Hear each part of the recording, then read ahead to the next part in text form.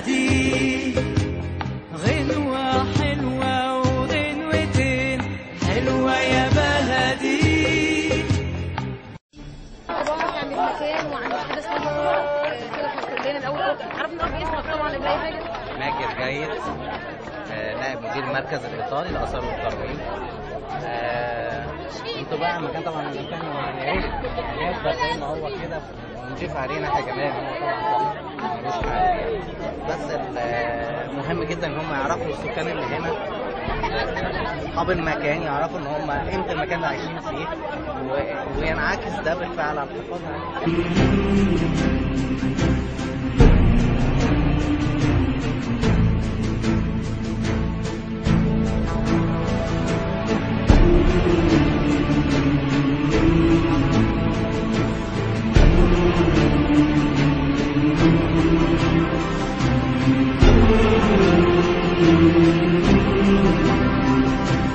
كان مهم جدا ان هم يعرفوا اهميه المكان اللي عايشين فيه، لان لو تشوفي معاملتهم للاثر ما بيدلش على احساسهم قد ايه واهميه، بيتعامل بطريقه مش. فكان محتاج طبعا عملنا اكتر من حمله توعيه والناس تستجيب وفي استجابه كويسه. طيب وبالنسبه لحضراتكم متابعين لمنظمه اليونسكو او ليكوا تعامل شغالين معاهم. شغالين معاهم. المنظمه بتدعم كل شيء هنا في المحافظه على الاثر ده نفسه. منظمه اليونسكو بتعمل عمليه حمايه للاثر، والهدف اساسا من المشروع حمايه الاثار في مصر. أهمية الآثار المصرية طبعا العالم كله بيتجه منظره للآثار المصرية، ودايما اليونسكو بتعمل عملية الحماية دي في كل المواقع الأثرية المهمة. طب هل التوعية شاملة موضوع تنشيط سياحي للمنطقة هنا؟ طبيعي، تنمية ووعي هيتبعوا تنشيط سياحي لما أنا أهتم بالمكان والمكان يبقى نظيف، فطبيعي السائح هيجي يشوف المكان في أحسن صورة ليه، هيجري ما يمشي السياح. طيب وبالنسبة لبعد الثورة، لأن طبعا حصل فساد في السياحة في مصر عامة بسبب الأحوال السياسية اللي موجودة، هل حضرتك شايف إن بعد كده إن شاء الله هل المكان هيعود له تاني لنسبة السياحة اللي كانت بتجيب نسبة السواح؟ أكيد، مصر دايما محط أنظار العالم وبيحبوها، واللي حصل ده رفع من شأن مصر ما نزلش منه، هو مجرد وقت لأن في البلد مش في حالة استقرار، إنما كله منتظر يجي يشوف اللي حصل في مصر من ثورة، كانت ثورة بيضاء. كلمة بقى بتوجهها لأهل منطقة دهشور يعني توعية منك للأهل هنا بالنسبة للأثر بتاعهم اللي هو طبعا هرم سنفرو أو هرم دهشور. أتمنى إن هم يكون في تفاعل مع اللي حاصل، لأن ده هيعود عليهم هم بالخير، لأن دي منطقتهم وده حاجتهم ودي حياتهم هنا. فكل اليونسكو ما نزلتش برامج كتير عليه أو توعية كتير. أنا بحضر مع المدرسين العربية، بحضر مع منظمة اليونسكو، بحضر مع منظمة العالم الدولية. ناس يعني طبعا تخيلي أنا أول حاجة أشوفها الفترة دي في المرض. اليونسكو دايما كانت مركزة في مناطق يمكن ما كانش ما قابلتهاش في المنطقة هنا، بس دايما يعني في أسوان، في الأقصر، وبإذن الله في الفترة الجاية دي في أنشطة جامدة هنا في مصر، يعني في القاهرة وفي دهشور وفي المناطق التاريخية برضه في القاهرة في نازل عملية تطوير. كمان بقى الموضوع ده يتطور كمان مناطق أخرى مش بس دهشور، في منطقة ممفيس، منطقة سقارة، والمناطق الأخرى إن شاء الله تبقى موجودة في مصر الأثرية يعني. بإذن الله. قمر يا بلدي أملي دايما كان يا بلدي إني أرجع لك يا بلدي وأفضل دايما جنبك على طول.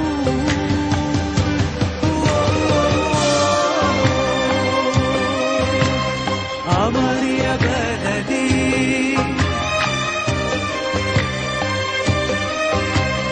حلوة يا بلدي.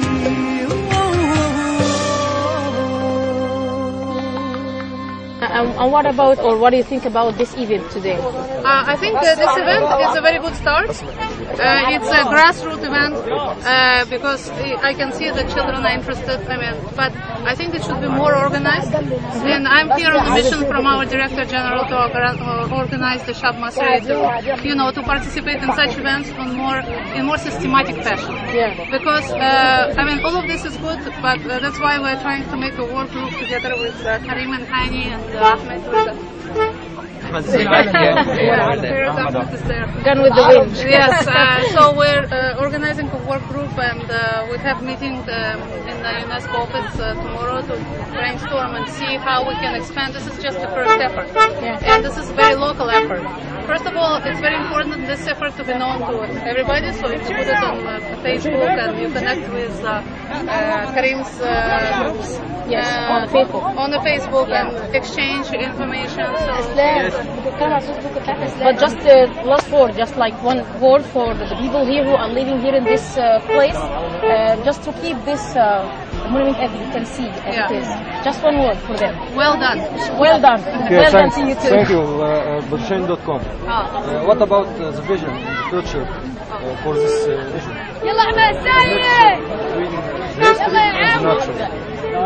It's so-called in the World Heritage Center we call such sites mixed sites. It means you have a natural beauty, at the same time you have the cultural beauty, which is the creation of the human being, right? So the mixture sites should be preserved as they are. At the same time they should provide an opportunity for communities such as yourself to develop and have some small businesses and entrepreneurial opportunities. You have to attract more tourists, but the tourism should be responsible because there is a relationship between the tourists who are coming, community well-being, and the state of conservation of the monument. So there are three things. There are the monuments, there are the people who live around them, and there are the tourists. And if they all work together nicely, harmoniously, then you will have benefit for three. If, for example, tourists come, start chipping things, throwing garbage, and and then you come and say, okay, buy this, give me money, then everything is bad. It's called vicious cycle. Somebody, where is my Karim? Can you translate into Arabic? Vicious cycle. Vicious cycle. Together. And then if Like it's like fake cycle, right? they are failed cycle. يعني هتبقى دوامة فاشلة وفي نفس الوقت مش حقيقية. So it doesn't continue, it cannot continue. On the other hand, the virtuous cycle is relax. When you, let's say, you cleaned now, right? And then we made advertising, and you made advertising on Facebook, and suddenly more tourists are coming. But at the same time, you meet them, you say hi, you smile to them, you don't harass them with, extra prices. So you try to build connection with foreigners because they are also humans and you are humans. So you don't need to treat them as just source for, for income. It's rather a friendly relationship. But you know that here in Egypt we are depending on the tourism as it's our first income. It's 11%. 11% of GDP is coming from tourism. 40% of foreign cash reserves come from tourism. So that's why I'm saying it's a very good start. But first, it's local, so you have to make it higher. And this is what we're gonna do. Anybody who is interested, please connect to Karim and Hani, who is in my work group. And Are there any efforts from your side to help youth for the investment in this field? I mean, it's not the investment is not only in Darfur. The investment in the country as a whole. So Egypt, yes, the investment is to create a plan where people like you are aware, like fit Tanabuh.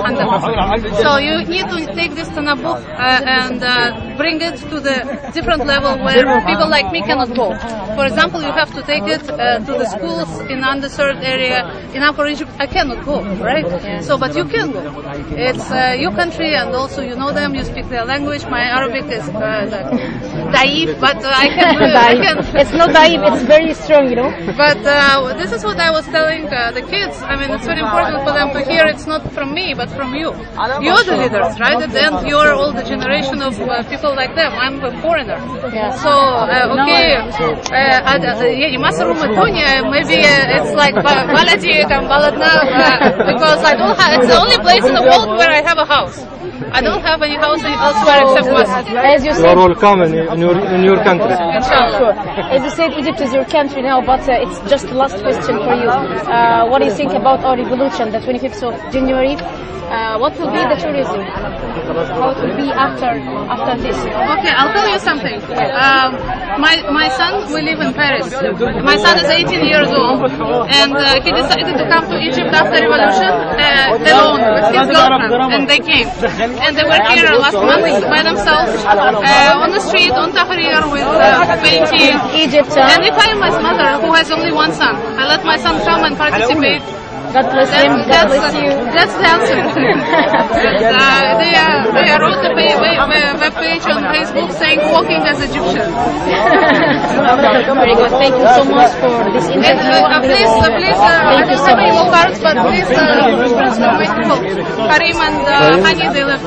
And Ahmed. I have 3 people, so you talk to them. Yeah, for sure. I will be there. I will try. He's trying to tell you during احنا عايزين نسألها بس هم على الشهرين هم شاركوا في أماكن تانية هم هيشاركوا في أماكن تانية ولا هنا بس؟ أنا ده أول مرة أنا وصلت للشغل ده.